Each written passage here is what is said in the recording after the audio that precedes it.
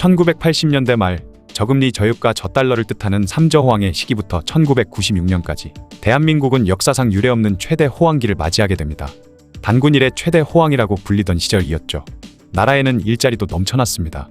대기업이던 현대나 삼성의 입사 경쟁률도 6대1에 불과했을 정도였죠. 당시엔 상고나 공고만 졸업해도 취업에는 큰 무리가 없었고 대학만 졸업하면 기업에서 굽신거리며 모셔갈 정도였습니다.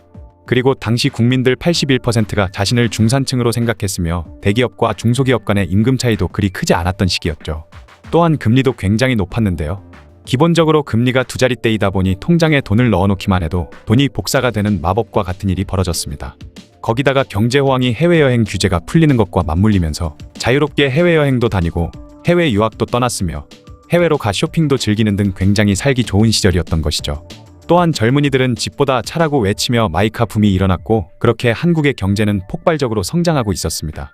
또한 당시 대한민국은 86년도에 열린 서울 아시안게임을 시작으로 88년도에는 서울 올림픽을 개최했으며 93년도에는 대전 엑스포를 열면서 경제뿐만 아니라 국제적 위상도 크게 오르고 있었죠.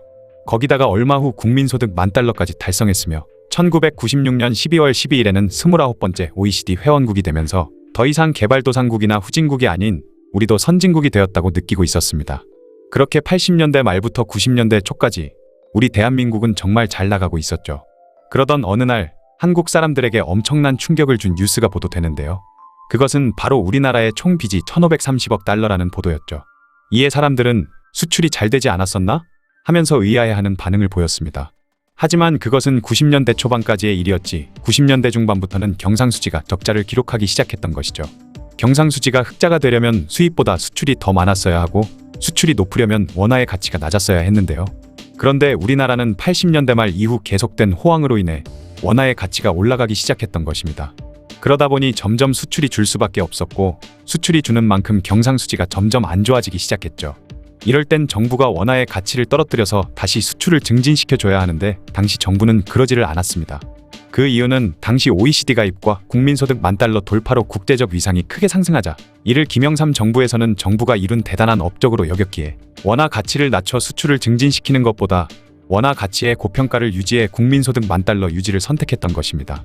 그래서 94년부터 시작된 경상수지 적자 문제는 해결되지 않았고 96년에는 GDP 대비 무려 마이너스 5%에 달하는 엄청난 경상수지 적자를 기록하게 되었죠. 그러다 보니 외국 투자자 입장에서는 한국의 경제 상황이 불안해지기 시작했습니다. 그리고 얼마 안가 한국 기업들의 주식을 팔고 한국 시장에서 철수하기 시작했죠. 그렇게 점점 외환 보유고가 줄기 시작했습니다. 거기다가 더 심각한 상황이 도래하고 있었죠. 당시 우리나라의 대기업들은 문어발식 투자를 하면서 몸집 불리기에 급급해하고 있었는데요.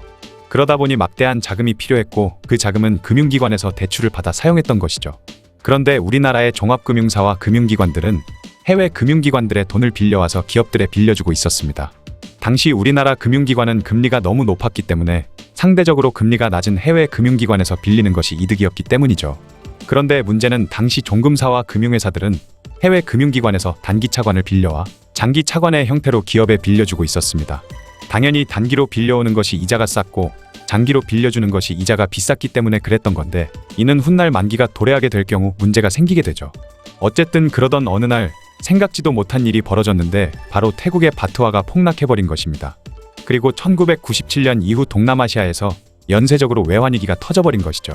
바트화를 비롯해 여러 동남아시아의 화폐를 샀던 해외 기관 투자자들은 엄청난 손실을 맛보게 되면서 달러가 부족해졌고 그때부터 전 세계에 투자해놓은 달러들을 회수하기 시작했습니다. 당연히 우리나라의 종금사와 금융기관에도 빌려준 돈을 내놓으라고 했죠. 그러자 한국의 종금사와 금융기관에서는 시간을 좀 더 달라며 만기 연장 신청을 했지만 당장 해외 기관 투자자들도 자금 사정이 좋지 않았기 때문에 받아들여지지 않았고 돈을 상환하라고 독촉하기 시작했던 것입니다. 아까 말했다시피 단기로 돈을 빌렸던 우리나라의 금융기관들은 국내 기업들에게는 장기로 대출을 해줬기 때문에 대출 만기가 도래하지도 않았었기에 돌려받은 돈도 없는데 당장 해외에 돈을 갚아야 하는 상황을 맞닥뜨리게 된 것이죠. 그렇게 너도 나도 빚을 갚기 위해 원화를 주고 달러를 사기 시작하자 달러의 가격이 상승하기 시작했습니다. 계속해서 원화로 달러를 사니까 나중에는 품귀현상까지 발생하면서 미친듯이 달러 가격이 폭등해버렸죠. 이에 정부에서는 환율 방어를 위해 가지고 있던 달러를 팔기 시작했는데 그러다 보니 외화 보유고가 계속 떨어지면서 마침내 39억 달러밖에 남지 않았던 것입니다. 하지만 당장 갚아야 할 빚은 1,530억 달러였던 것이죠. 한편 문어발식 투자를 하면서 몸집을 불렸던 기업들은 더 이상 자금을 빌릴 데가 없어지자 자금난에 허덕이기 시작했습니다. 그리고 재계 서열 18위의 대기업이던 한보그룹을 시작으로 줄줄이 기업들이 무너지기 시작했죠. 재계 순위 26위이던 삼미그룹도 자금난을 견디지 못하고 쓰러졌고, 삼립식품, 기아, 동아, 혜태, 그리고 재계 순위 2위까지 올랐던 대우그룹마저 부도를 맞게 되었습니다. 그렇게 우리나라의 경제를 이끌던 30대 대기업 중 무려 11개의 기업이 공중분해되고 말았죠. 이런 대기업뿐만 아니라 중소기업들도 연쇄적으로 망해갔는데요.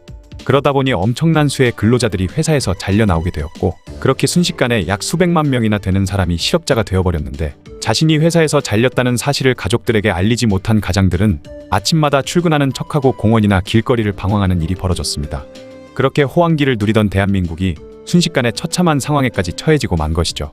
결국 1997년 11월 21일 대한민국은 국가부도를 피하기 위해서 IMF에 구제 금융을 신청하게 되었습니다. 이로써 계속 이어져 오던 대한민국의 고도 경제 성장이 사실상 종료되었으며, 대한민국이라는 국가 경제 자체의 신뢰도는 끝장이 났고 경제 주권을 포기해야 할 정도로 IMF의 경제 식민지가 되었죠. 이후 2001년 8월 23일까지 약 4년간 한국 경제는 IMF의 경제 정책에 무조건적으로 복종하는 수밖에 없는 상황이 되고 말았습니다. 그리고 이후 비극적인 일들이 더 많이 벌어졌죠.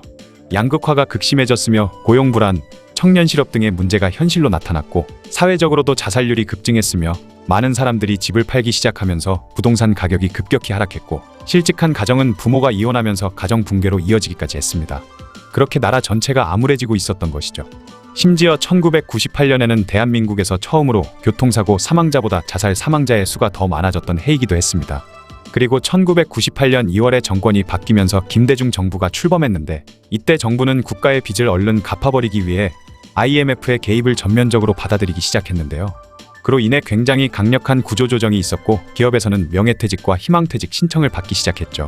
이때 명퇴, 황퇴, 노가리퇴라는 말이 유행하기도 했습니다. 어쨌든 이후 기업들은 직영과 정규직을 줄이고 다단하청과 파견직, 비정규직을 대폭 늘리게 되었죠. 거기다가 고금리로 자본 유입을 늘린다는 명분으로 시중은행의 금리를 연 29.5%까지 올리면서 무수히 많은 기업들이 연쇄적으로 도산하기도 했습니다. 하지만 결국엔 국민들까지 나라의 빚을 갚기 위해 금을 모아 뜻을 보태면서 구제금융을 신청한 지 3년 8개월 만인 2001년 8월 23일 마침내 나라의 빚을 다 갚을 수 있었고, 그렇게 IMF 관리체제가 종료될 수 있었죠. IMF로 인해 대한민국의 모습은 많이 변할 수밖에 없었습니다. 이후 기업들은 조금만 경제 상황이 불안정하다고 판단되면 긴축 경영이니 위기 상황이니 하며 지나칠 정도로 고용을 줄여버렸고, 그러면서 실업이 늘고 고용 상황도 굉장히 나빠졌죠. 또한 과거에는 어느 회사에 들어가도 평생 동안 일할 수 있던 직장이었지만, 지금은 비정규직, 파견직, 프리랜서와 같은 방식이 일반적인 근로 형태로 자리 잡게 되었습니다. 그리고 2001년 이후 출산율이 급락하기 시작해 굳어져 버렸고, 이로 인해 대한민국의 저출산의 주요 원인으로 IMF 외환위기를 꼽는 사람도 있죠. 한편 IMF 외환위기 때 굉장히 힘들었던 걸 생각해 한국은 제2의 IMF 사태가 또 발생하지 않도록 경제체제를 개선하고 강화시켜 나가기 시작했고, 그 결과 2022년에는 4,477억 달러를 비축해 세계 9위권의 외환 보유국이 되었습니다. 지금 2023년 현재 IMF 외환위기급으로 경제 사정이 좋지 않다고 하는데, 미리부터 준비해서 다시 IMF 사태를 맞이하지 않도록 해야 할 것 같네요. 지금까지 대한민국의 흑역사, IMF 외환위기에 대한 이야기였습니다.